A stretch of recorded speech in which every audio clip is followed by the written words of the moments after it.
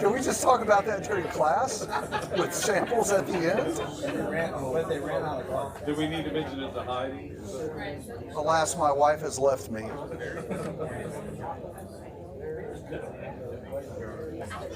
All right, let's get started.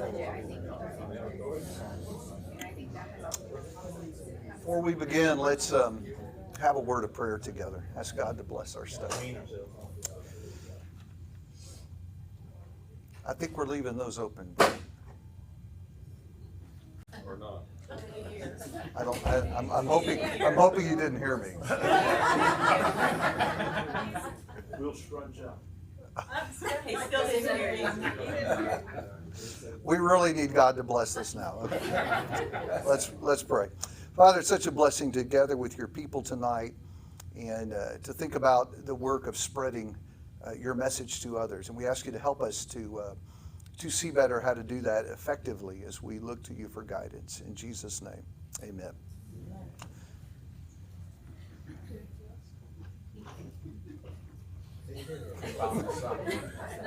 Takes a while to process. That was gracious. Thank you. So we're wrapping up tonight our first month. I thought I would walk back through our first three segments and summarize where we've come. Hunter led you through a talk initially about our responsibility to teach lost people, which is what undergirds everything we're doing. This belief that you and I have been called to go share the good news with other people. And by the way, for emphasis, it's a work to which we need to return. I feel terrible that husbands and wives can't sit together. It's tough all over. Number two, we came back and said, now that work's really going to be hard because increasingly our world is hostile to what we have to share. Though don't be discouraged by that because it's always been hard to some degree to share the word. I would rather be doing this work today than in the first century. Can we agree about that? I think that probably it's easier to do today than the early disciples when they were doing it. And by the way, they were extraordinarily successful, right? So I do think we need to be optimistic about what we're called to do. And then last week, we talked about just having a modest goal getting started. Just go out into your circle of friends and look for opportunities to turn the conversation toward Jesus, to find a chance to plant a seed. Or, what was the other figure we used? Hey, put a stone in their shoe. Talk about something that might bug them and stir them up and get them thinking. By the way, see the opportunity for the next couple of weeks to be inviting people. Do you know how most people, like 80% of people, end up in a church? Yeah, it's extraordinary. It's not about where their house is. It's not about my friends go there. The vast majority of people end up at church because someone come along and said, you ought to come and visit sometime. So we've got two great chances coming up. Kevin Clark is a superb speaker, and his lesson Friday is especially going to be good for young people. So if you've got friends like you who are worried about moral decline in the culture and transgenderism and all that kind of controversy in defense of biblical morality, we've asked Kevin to especially think about young people when he's delivering that message. And then the other event coming up 2 weeks after that is the event with Matt Bassford on suffering. And you've heard me say the number one barrier to faith for young people is squaring a good God with an evil world. And so that's what, look, can you get a more compelling person to speak on that than a guy who's dealing with a terminal ALS diagnosis, right?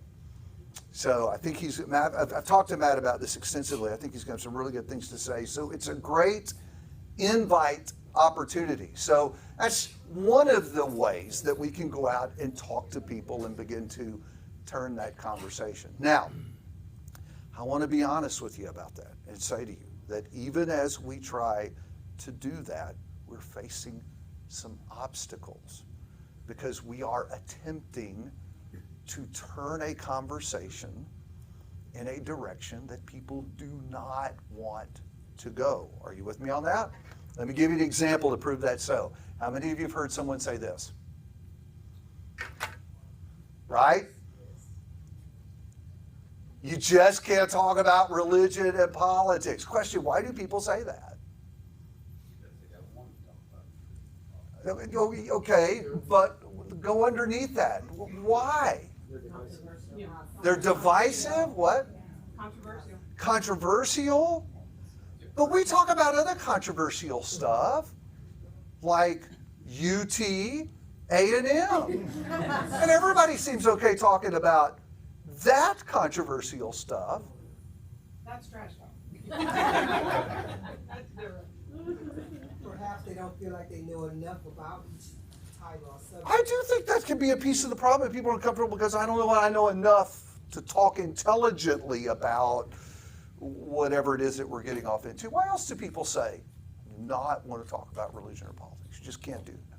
Yes? Some people just have the mentality of, well, what is religion or politics? You've made up your mind, so there's no point in having that conversation. And what would lead them to draw that conclusion? Experience. They made up their mind. Yeah. Yes. So watch on social media when people talk about religion and politics. It happens all the time that someone sees a post and their response is, wow, thank you for enlightening me. You have completely changed my mind. Post nobody ever, right? I think you're correct that people just feel like it's futile and ugly. And it's just better not to go there. So I will confess to you, I feel exactly that way about politics. I didn't always feel that way. How many of y'all remember Reuben? Before Reuben was your intern, Reuben was my kid. He grew up at Dally Road. And I have to tell you, Reuben and I talk politics ever since the kid was in high school. I mean, we just talked about it all the time. He has a very different political philosophy than I do. And I mean, we just all the way through college, we talked about politics. And I still love Reuben. And he still loves me. And everything's fine. And we had a whole lot of really interesting exchanges. He's wrong about a lot of stuff, but hence what you and John were saying a minute ago. But we had some very pleasant exchanges. Boy, I won't go there anymore. Because exactly what Brian said. I think people are dug in. I think they have their positions. And when you go there, the defenses go up and they are ready for battle. And all you're doing is throwing rocks at each other, which is kind of unpleasant. So I have to tell you that more than once I've kind of nudged my wife under the table when we were with some folks and politics was coming up. I'm like, just let it go. Just don't say anything.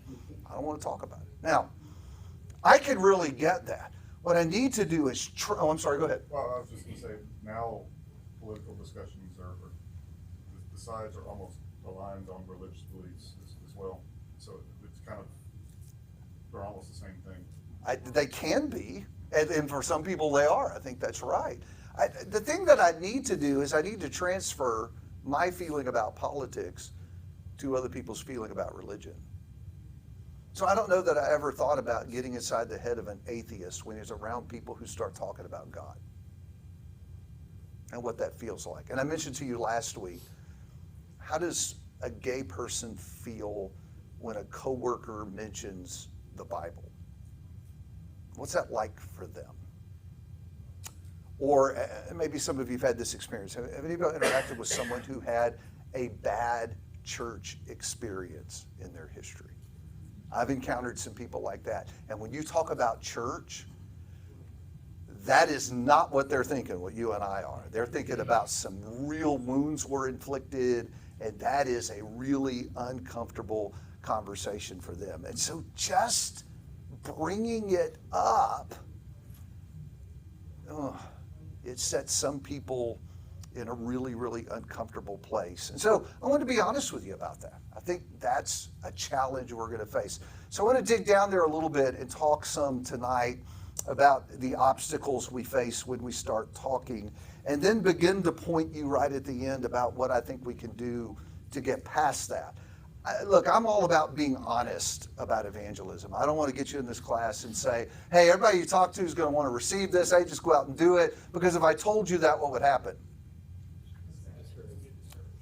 Yeah, you go out and find out that is not the real world. So we will really try to be real world in here and figure out how to deal with the real world and not paint a rosy picture that everybody's going to be open and everybody's going to want to hear. So I got 3 obstacles I want you to consider with me tonight that I think make it hard to talk about religion. The first obstacle we deal with is the obstacle of defensiveness. And it was interesting, some of you used the word when we started down this path a minute ago.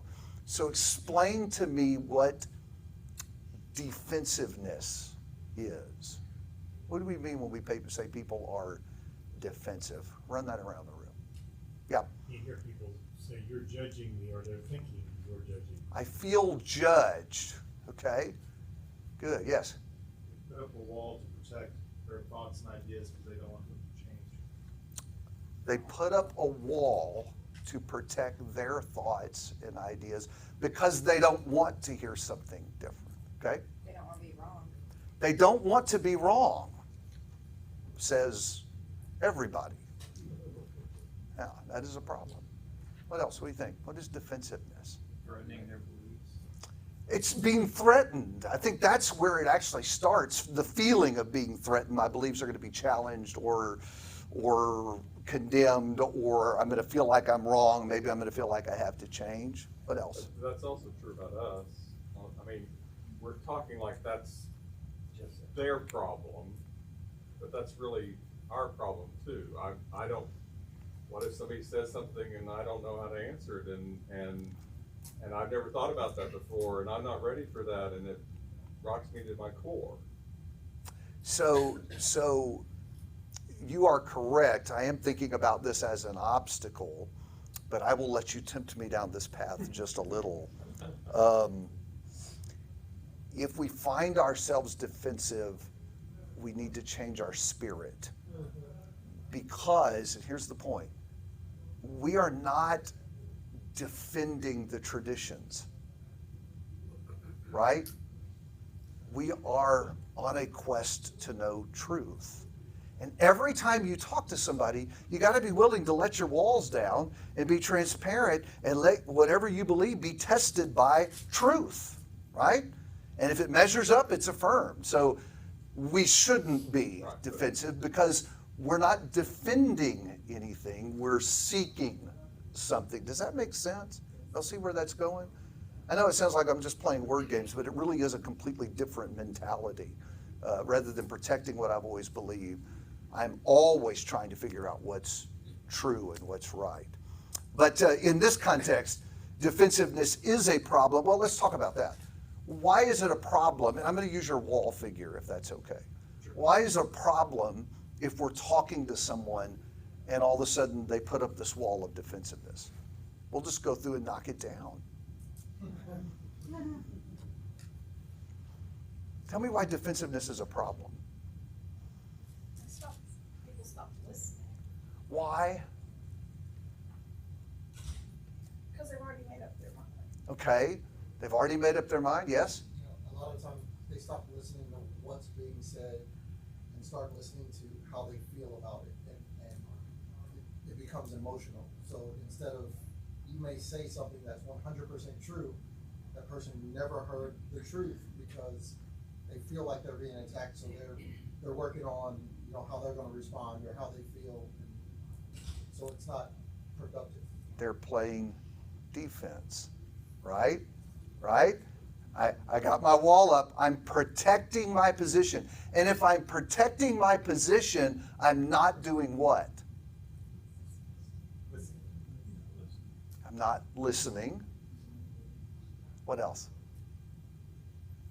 Not open to a new point of view. I'm no longer open to consider something new, to consider a different idea. And again, we're not playing word games here. This is a big mental shift. When people go into defense mode and stop listening and stop being open, well, now just read the Facebook exchanges and you'll see what that does to people. People go nuts, right? Sometimes even when confronted, have you seen this? When someone's confronted with evidence that says they are plainly wrong, what do they do in the heated Facebook exchange? You get blocked. Sometimes when nothing else works. But what I've been amazed by is they just come back with something different, something else to defend their point of view. It's like the other guy didn't say anything at all. I had Anthony and Kathleen. I was just gonna,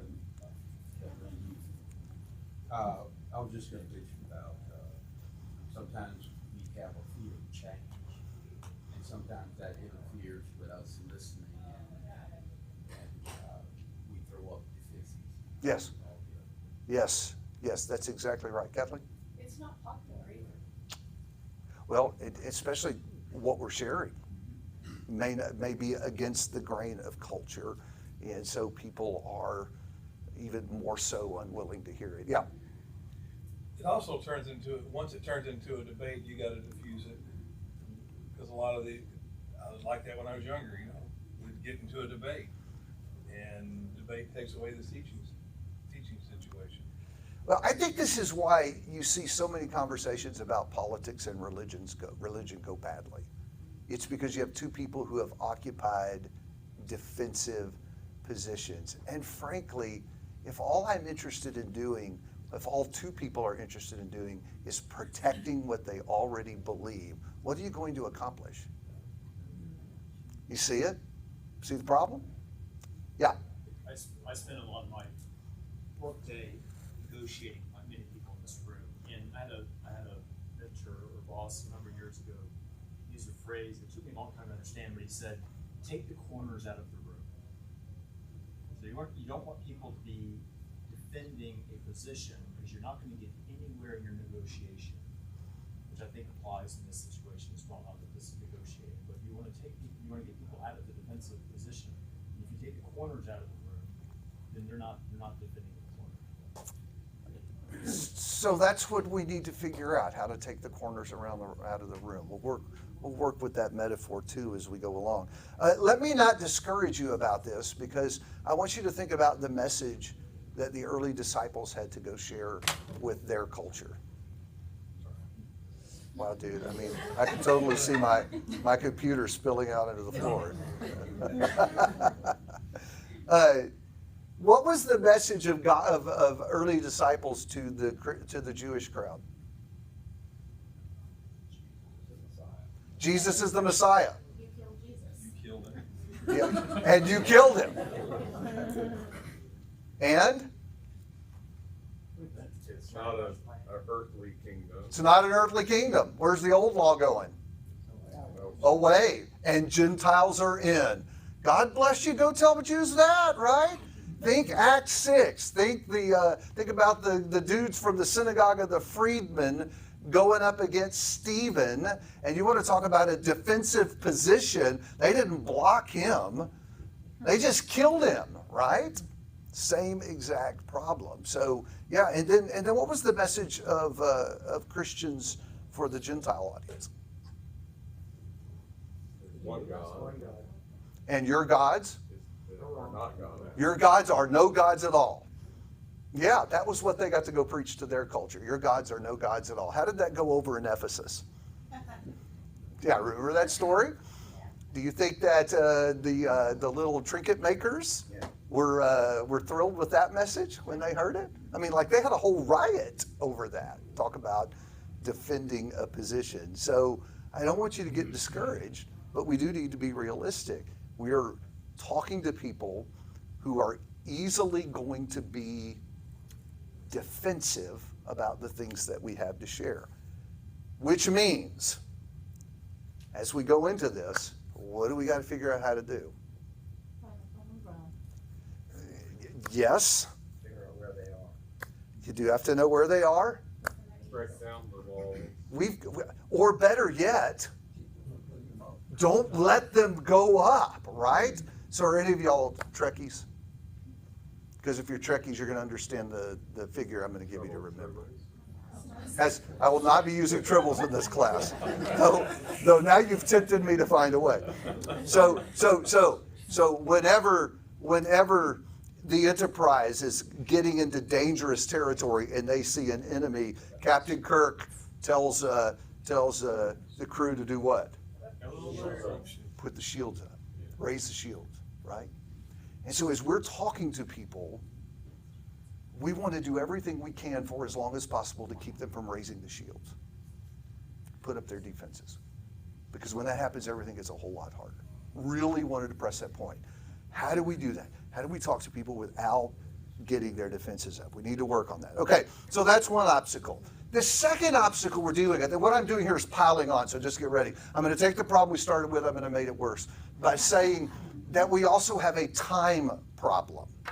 It would be great if every time we were going to wade into a conversation like this, we could like come together as a class and talk it through and maybe come up with 4 or 5 strategies that would help us avoid, in this specific situation, people getting defensive. The only problem is that is not how conversations happen, right? I know in 3 weeks I got to go into work and we got to talk about the transgender thing. I need to be ready to help people not be defensive about that. How does that conversation come up?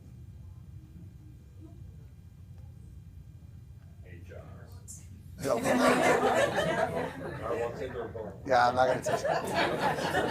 When you're not expecting it to. When you're not expecting it to. I mean, you're just sitting there having lunch, and someone says, "What do you think about this dude who's being a girl and competing in the girls' swimming thing?" Is that a door? It's a current moral controversy that has all kinds of huge spiritual, biblical implications, right? It's an opportunity to talk. And if you're going to use it as maybe a way to begin, when do you have to go through the door? Right then, right in the moment. You don't have any time to go talk it over with some friends. You hardly have any time to think. In fact, if you're reading the tactic books, he talks about a 10-second window. That very often, if we're going to jump on a door, we got about 10 seconds to do it. Otherwise, they go on, or the topic shifts, or the lunch is over, and everybody goes on, right? See the problem? This is not an exactly parallel example, but it makes the point. When I was a college student at Florida College, I was sitting in the local church where I was worshiping, and this older man, Roland Lewis. Anybody know who that is? Roland Lewis was teaching all of us young people about how to have good marriages. And someone had brought a visitor that night. And his brother Lewis is up there lecturing the class about how to have good marriages and how important it is to do a lot of preparation before marriage. This lady raises her hand and speaks up. She says, "I really agree with you. And I think it's also good if couples could live together for a couple of years before they're married, just to be sure they're a good fit." And she just said, just like that. And I will remind you, this is 40 years ago, people. This is not modern culture. This is one of the moments where she said that, and all of us in the room went, "Oh." What? I mean, we didn't really do that, but we kind of did. And mentally, we definitely did. Well, I'm pretty sure I was sitting there going, something like that. Hope y'all got that on the video. Now, I am certain that Brother Lewis, when he prepped that weekend for the class he was going to teach, did not anticipate with a bunch of young Christian college students that he was going to have to address the question of, is it a good idea to live together before you get married? I think he never anticipated. And yet, his position required him in the moment.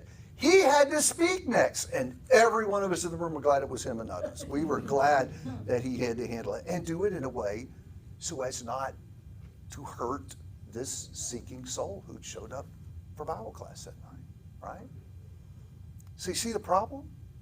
That's a really tough place to be in. And when we start wading into conversations and we start trying to grab these open doors, that's where we are, with no notice at all, having to jump in and have this really important conversation. But we are not where Brother Lewis was, because he had to say something.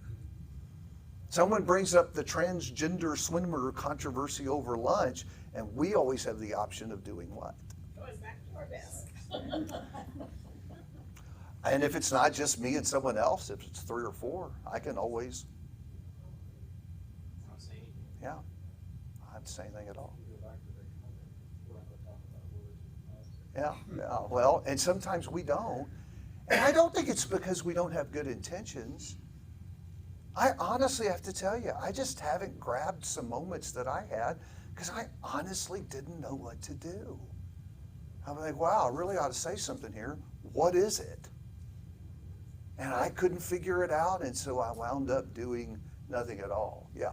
That's an easy thing in a way though, because even a lot of non-Christians and just normal everyday people think that's not right. The males is competing with the females.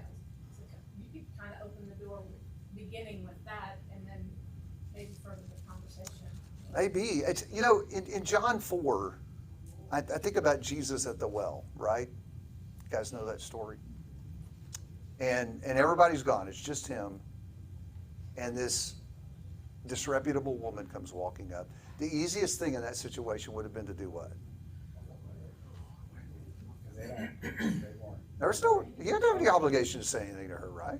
You just sit there and she'll get her water and she'll leave and it'll be over. And even when he does go ahead and jump in there and say, hey, can I have something to drink? And she gives him that snitty response. You know, he could have said, okay, I tried, right? Keeps on. So the option of opting for silence is so often available to us. And so when we don't know what to do, I think that's where we default. And we can't do anything about that. We can't do anything about the time.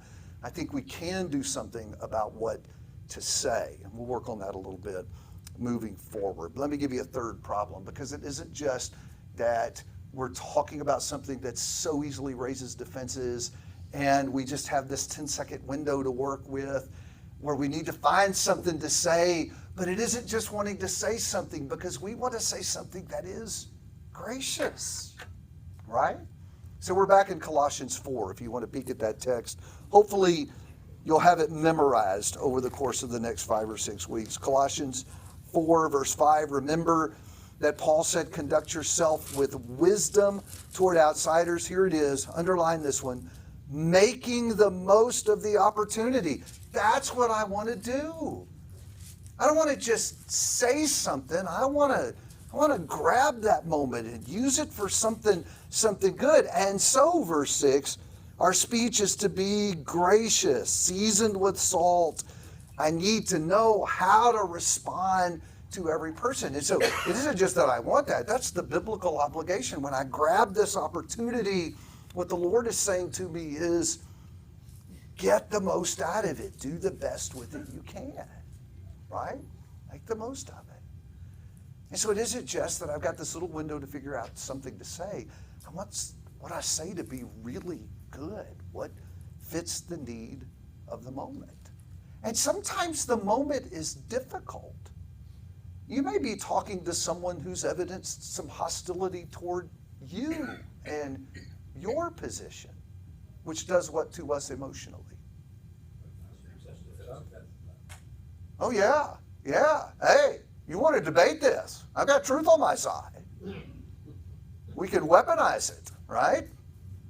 So I've talked a lot about this. I've probably talked to young people more about this than I have to any other group. I had a group of young people come to me a couple of years ago and say, we really need help talking to our friends because we're not getting anywhere. We're not doing a good job at that. And so it took me about 3 weeks of class to figure out what was going on. Basically, when they came upon opportunities like this and they reached into their toolbox for a tool to work with, when they opened them, the only tool in there was a 10-pound sledgehammer. And their approach to dealing with any spiritual conversation with their friends was, when the topic came up, to pull out your sledgehammer and start wailing at people and beat them to death. Y'all think I'm making this up. This is really true. This is what they would do. It would basically start out with, well, you're wrong, and let me show you why, biblically. Could you say shields up? Yeah. And they said, this isn't working very well for us. And I said, yeah, because you're terrible at this. And so I think that is part of the problem. We get stirred up, or we get unduly aggressive, and we don't say things that help. We say things that hurt. And so that's another piece of the problem. I want to be gracious. Yes? I think a lot of times we may go start off with God's judgment versus God's plan and love. Yeah, the starting point is really, really important. Yep. I'll stop commenting. I'll fuss at you after class if you say too much. I really have thought about this a lot, and I think that the main thing is that we pray to God for opportunities. Always. And then we pray to God for the wisdom of whatever comes out of our mouth, whether we know the answer or not, that He would grant us wisdom to say the right thing during that opportunity. And honestly, I can say, I see, if you look for opportunities, they're really everywhere around you. Oh, I think when you pray for open doors, that's a prayer God will answer. And I even think a moment like that is great for a little Nehemiah prayer. Y'all remember Nehemiah 2? When the king says, "What do you want?" He said, "I prayed to my God." I don't think that means he left the said, "Hang on, I need to go pray for a minute." I think he's like, "Okay, help me right now." And I think that's a perfectly appropriate prayer to pray in our moments. Yes?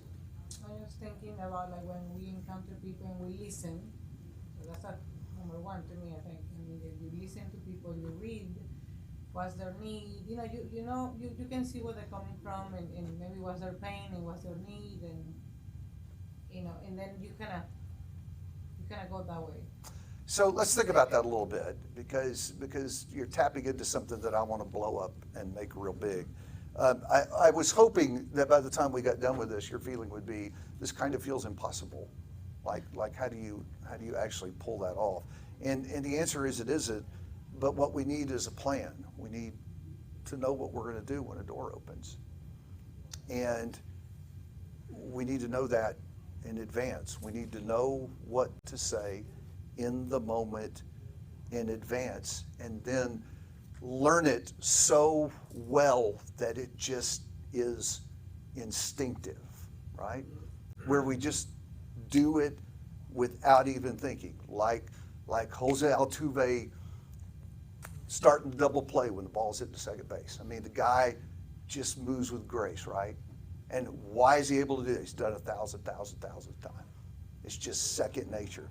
And that's how we need to be when we get into these doors that open to us. We need to have a plan, know what we're going to say, and know it so well that we can just execute it. It just happens naturally for us. So, what's the plan? What can we do? I'm going to give you all something to think about it's kind of tapping into what you were saying, and it's going to be our launching point for the next class period. So I'm going to put this out here so y'all can be thinking about it. I think what's going to have to happen is we're going to have to fundamentally rewire the way we approach people. I think that our instinct when a door opens is to say something. In fact, more than that, I need to say in this setting what is true. So I'm at work, 4 or 5 guys sitting around having lunch, someone brings up the transgender swimmer, and so I need somehow to say in that conversation, God made them male and female. I need to say that. I need to get that in.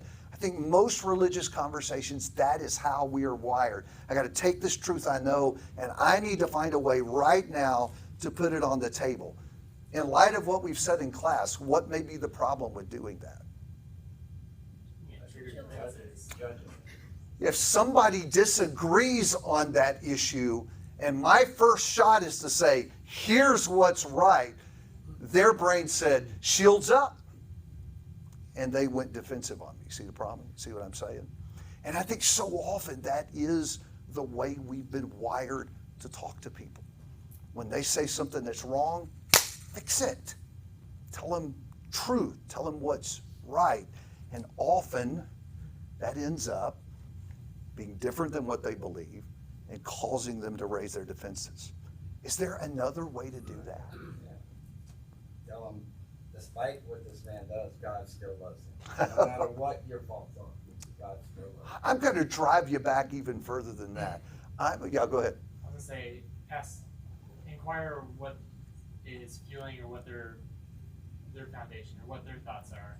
Because one thing, when you brought up time, if something comes up in the moment, you don't know what to say. A lot of times, other people have a lot of stuff to say. So you say, hey, Alan, what do you think? and it gives you time to process, see where they're coming from, and see where you might have a door to provide kind of where you're coming from. And usually, a lot of people kind of inherently act on the barter system, and if they provide their thoughts about something, and then you provide your thoughts, it'll kind of be like a transaction. Hopefully. So I want you to really listen to what he just said.